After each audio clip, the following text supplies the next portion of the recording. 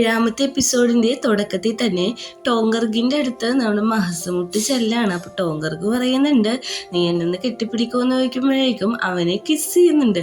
എന്നിട്ട് പറയുന്നുണ്ട്, എന്തോ പറ്റി നീ ഭയങ്കര സാഡായിട്ട് കിടക്കാമല്ലോ, ഇങ്ങോട്ട് പോയാൽ എൻ്റെ ഷുഗർ ഡാഡി ഭയങ്കരമായിട്ട് ഓൾഡ് ആവും എന്ന് പറയാണ്. അപ്പൊ പറയുന്നുണ്ട്, ഞാനോ ഓൾഡോ എന്ന് ചോദിക്കുന്നുണ്ട്. എന്നിട്ട് പറയുന്നുണ്ട്, നീ എനിക്കൊരു നമ്പർ 10 ഏതെങ്കിലും ഒരു നമ്പർ ഇതാ എൻ്റെ പെർഫോമൻസിന്, എൻ്റെ എല്ലാ സ്കില്ലിനും കൂടി കൂടിയിട്ടെന്ന് പറയും.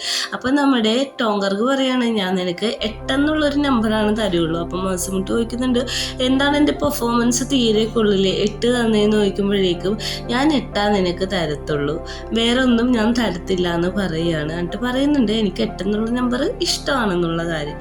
അപ്പം നമ്മുടെ മഹസമുട്ട് എനിക്ക് 8 അല്ല 100 തന്നെ എന്ന് പറഞ്ഞ് കിടന്ന് തല്ലി പിടിക്കുകയാണ്.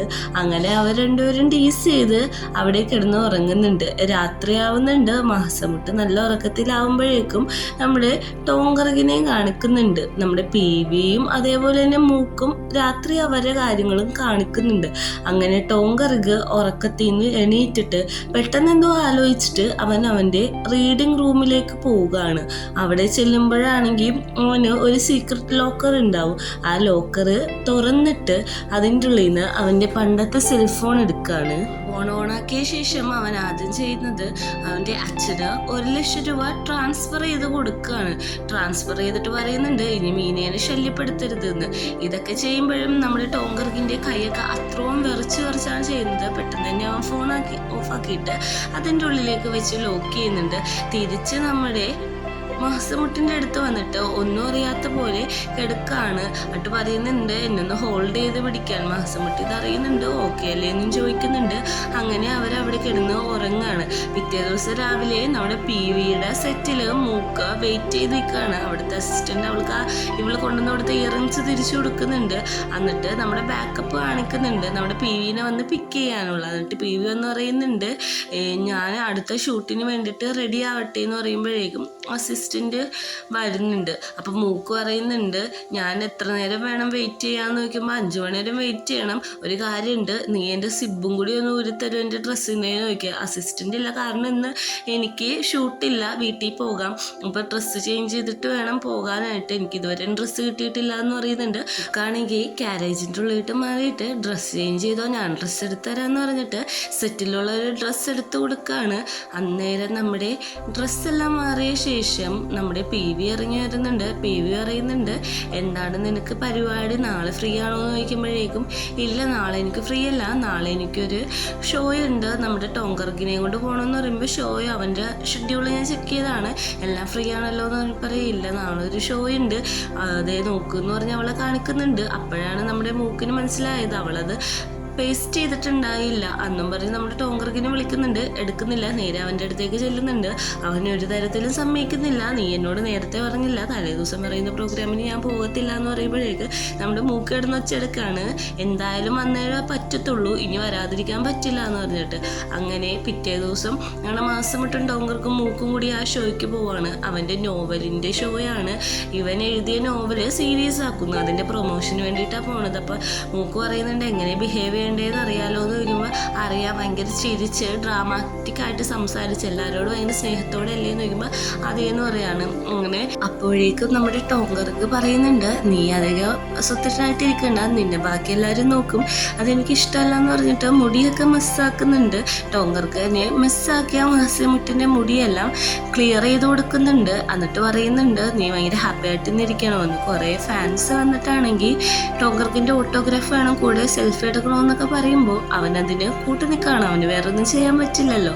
മഹസമുട്ട് ആ വഴി പോകുമ്പോൾ നമ്മുടെ പ്രിങ് വരികയാണ്. പ്രിങ് വന്ന് അവൻ്റെ കൈ പിടിക്കുന്നുണ്ട്. മഹസമുട്ട് ചോദിക്കുന്നുണ്ട്, നിങ്ങളെപ്പോലെ റിച്ച് ആയിട്ടുള്ള ആൾക്കാരെ ഞങ്ങളുടെ ലോ ക്ലാസ്സുകാരെ കൈ പിടിക്കേണ്ട ആവശ്യമില്ലല്ലോ എന്ന്. അപ്പോൾ പ്രിങ് പറയുന്നുണ്ട്, ഞാൻ 40 കോടി തരാം, നീ അവനെതിരായിട്ട് ജോലി ചെയ്യണമെന്ന് പറയാണ്. അവളുടെ കാറിൻ്റെ കീ വരെ എറിഞ്ഞു കൊടുക്കുന്നുണ്ട്. പക്ഷെ അവൻ ആ കീ എടുത്തിട്ട് പറയാണ്, എനിക്ക് എൻ്റെ സെൽഫ് ബാക്കി ആർക്കും വിൽക്കാൻ പറ്റത്തില്ല, ടോങ്കർഗിന് മാത്രമാണ് വിൽക്കാൻ പറ്റത്തുള്ളൂ. അത് മാത്രമല്ല, ഇനി നീ എൻ്റെ ഒപ്പം വന്നിട്ടുണ്ടെങ്കിൽ നീ എൻ്റെ കയ്യിലെ ചൂട് നല്ല രീതിക്ക് അറിയും. നീ ഇവിടുന്ന് മര്യാദക്ക് പൊക്കോളാൻ പറഞ്ഞിട്ട് ഇൻഡയറക്റ്റ് ആയിട്ട് ഒരു വൃത്തിയിട്ട വാക്കും കൂടി അവൻ ആംഗ്യം കാണിച്ചിട്ടാണ് പോകുന്നത്. അപ്പോൾ നമ്മുടെ മൂക്കാണെങ്കിൽ ടോങ്കർഗിനെ കൊണ്ടുപോയിട്ട് VIP റൂമിൽ ഇരിക്കുകയാണ്. അപ്പോഴേക്കും പറയുന്നുണ്ട്, നീ ഇവിടെ ഇരുന്ന വേറെ ആർക്കും അലോഡ് ആവത്തില്ലല്ലോ, വേറെ റഷും കാര്യങ്ങളൊന്നും ഉണ്ടാവില്ല എന്ന് പറയുന്നുണ്ട്. അങ്ങോട്ടാണെങ്കിൽ നമ്മുടെ മൂക്ക് വരുന്നുണ്ട്. മൂക്ക് വന്നിട്ട് പറയാണ്, എനിക്ക് VIPസിനെ വിളിക്കാൻ സമയമായി, ഞാൻ അതിനു വേണ്ടി പോകുകയാണെന്ന്. മാസമുട്ടാണെങ്കിൽ അവിടെ ഭയങ്കര ഇതായിട്ടാണ് ഇരിക്കുന്നത്. അപ്പോൾ ടോങ്കർക്ക് പറയുന്നുണ്ട്, എനിക്കറിയാം നീ ബോറടിച്ചു എന്ന്, നീ പോണെങ്കിൽ പൊക്കോളാൻ പറഞ്ഞ് അവനെയും പറഞ്ഞു വിടാണ്. അങ്ങോട്ട് പ്രിങ്ങും വരുന്നുണ്ട്.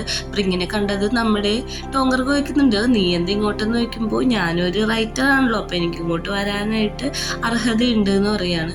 എന്നിട്ട് പറയുന്നുണ്ട്, നീ എന്താ എൻ്റെ അടുത്തേക്ക് വന്നതെന്ന് ചോദിക്കുമ്പോഴേക്കും ഞാൻ നിൻ്റെ അമ്മയുടെ കാര്യം പറയാനാണ് വന്നത്, നിൻ്റെ അമ്മ എന്ത് ഇതാണ്, നീ ആണുങ്ങളെ വിലക്കെടുക്കുന്ന പോലെ നിൻ്റെ അമ്മയെ ആണുങ്ങളെ വിലക്കെടുക്കുന്നുണ്ടല്ലോ എന്നൊക്കെ ചോദിച്ച് നമ്മുടെ ടോങ്കർക്കിനെ ഭയങ്കരമായിട്ട് പ്രൊവോക്ക് ചെയ്യാണ്.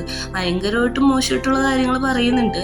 ഇതെല്ലാം വന്ന് ദേഷ്യം വന്ന് നമ്മുടെ ടോങ്കർക്ക് ഒന്നും ചെയ്യുന്നില്ല. പ്രിങ്ങാണെങ്കിൽ അവളുടെ മേത്തേക്ക് തന്നെ കുറേ വെള്ളം കോരി വയ്ക്കുകയാണ്. അപ്പോൾ VIPസിനെ കൊണ്ട് നമ്മുടെ മൂക്ക് വരുമ്പോഴേക്കും ഇവള് കിടന്ന് കരയാണ്. ഇവള് സ്വയമായിട്ട് വെള്ളം ഒഴിച്ചിട്ടുണ്ട്, എന്നിട്ട് കിടന്ന് കരയാണ്. അപ്പോൾ ഇവർ വരുമ്പോഴേക്കും കാണുന്നത് നമ്മുടെ ടോങ്കർക്ക് വെള്ളം ഒഴിച്ച രീതിയിൽ ഇവൾ ആക്ട് ചെയ്യാണ്. ഞാൻ നിങ്ങളോട് സംസാരിക്കാൻ വന്നിട്ടുണ്ടെങ്കിൽ നിങ്ങൾ എന്തിനാണ് എന്നോട് ഇങ്ങനെയൊക്കെ ചെയ്തതെന്ന് പറഞ്ഞ് ഇവളാകെ ഡ്രാമ കളിച്ചുകൊണ്ടിരിക്കുകയാണ്. അപ്പം നമ്മുടെ മൂക്ക് പറയുന്നുണ്ട്, നിങ്ങളെല്ലാം തെറ്റിദ്ധരിച്ചതാണ്, ടോങ്കർക്ക് അങ്ങനെ ചെയ്യില്ല എന്ന് പറയുമ്പോൾ ടോങ്കർക്ക് വെള്ളം എടുത്ത് അവളുടെ തലവഴി ഒഴിക്കുകയാണ്. ഇനി ഞാൻ ചെയ്തു എന്ന് പറഞ്ഞോളാൻ പറയുമ്പോഴേക്കും നമ്മുടെ ലവ് ഇൻ ദ എയറിലെ കപ്പിൾസ് ചൂടാവേണ്, നീ എന്താണ് ഇങ്ങനെ ഒരു വുമൻസിനോടൊക്കെ ചെയ്യുന്നത്, ഇത് ചെയ്യാൻ പാടില്ല എന്ന് പറയുമ്പോഴേക്കും അവനെ തള്ളി മാറ്റിയിട്ട് പറയുന്നുണ്ട്, ഞാൻ നിങ്ങൾക്ക് എവിഡൻസ് തരാമെന്ന് പറഞ്ഞിട്ട് അവൻ്റെ പേന എടുക്കുന്നുണ്ട്. ശരിക്കും അതൊരു റെക്കോർഡർ ആയിരിക്കും. അത് തുറന്ന് ഇവള് പറഞ്ഞ കാര്യങ്ങളൊക്കെ പറയുന്നുണ്ട്. ഞാൻ തന്നെ വേട്ട് വെള്ളം ഒഴിച്ചിട്ട് നിന്റെ പേര് വരുത്തും എന്നുള്ള ഓഡിയോസ് എല്ലാം കേൾക്കുന്നുണ്ട്. ഇത് കേട്ടതും പ്രിങ്ങിനൊന്നും മിണ്ടാതെ അവിടെ തന്നെ നിൽക്കുകയാണ്. പ്രിങ് പറയുന്നുണ്ട്, ഞാനല്ല ഇതെന്നെ ട്രിക്ക് ചെയ്താന്നൊക്കെ പറയുന്നുണ്ട്. നമ്മുടെ ടോങ്കർക്ക് വന്നിട്ട് പറയുന്നുണ്ട്, നീ എന്തൊരു മണ്ടയാണ്, ഇവിടെ CCTV ക്യാമറ ഉള്ള കാര്യം മറന്നുപോകും, നീ ഇനിയെങ്കിലും നിന്റെ ബ്രെയിൻ യൂസ് ചെയ്യാൻ പറഞ്ഞിട്ട് ടോങ്കർക്ക് അവിടെ നിന്ന് ഇറങ്ങി പോവാണ്. ഇവിടെ എല്ലാവരോടും പറയുന്നുണ്ട് ഞാനല്ല ചെയ്തതെന്ന്. അപ്പോൾ നമ്മുടെ കപ്പിൾസ് പറയുന്നുണ്ട്, എവിഡൻസ് എല്ലാം നിനക്ക് എഗെയിൻസ്റ്റ് ആണെന്നുള്ള കാര്യം.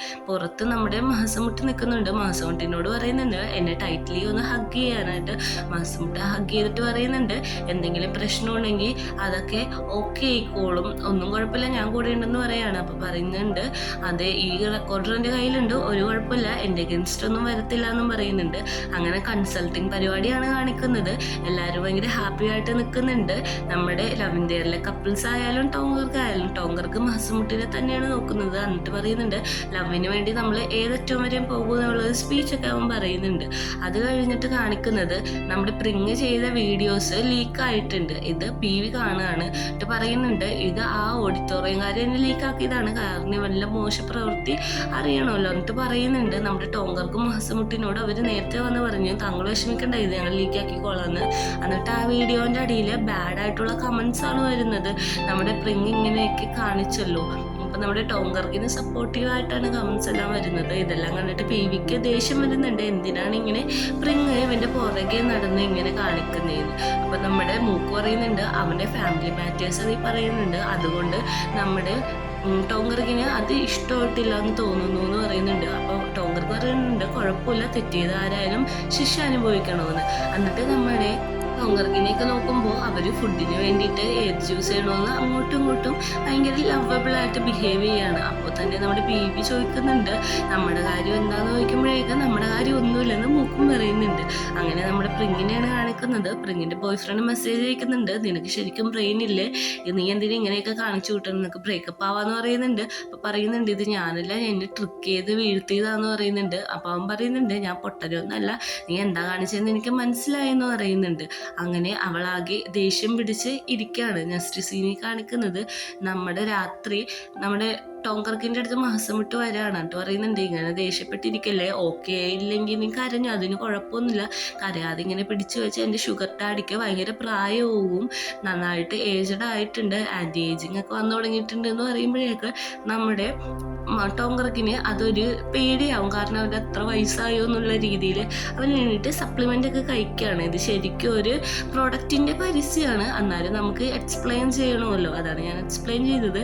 എന്നിട്ട് അവൻ ആ പ്രോഡക്റ്റ് ടാബ്ലറ്റ് കഴിക്കുന്നുണ്ട്. ഈ സീനും കാണിച്ചാണ് നമ്മുടെ 7ാമത്തെ എപ്പിസോഡ് അവസാനിക്കുന്നത്. സീരീസ് ഇഷ്ടപ്പെട്ടാൽ എന്തായാലും കമൻറ്റ് ചെയ്യുക. പിന്നെ വീഡിയോ കാണുന്ന എല്ലാവരും ഒന്ന് സബ്സ്ക്രൈബും കൂടി ചെയ്തിട്ട് പോകാം കേട്ടോ.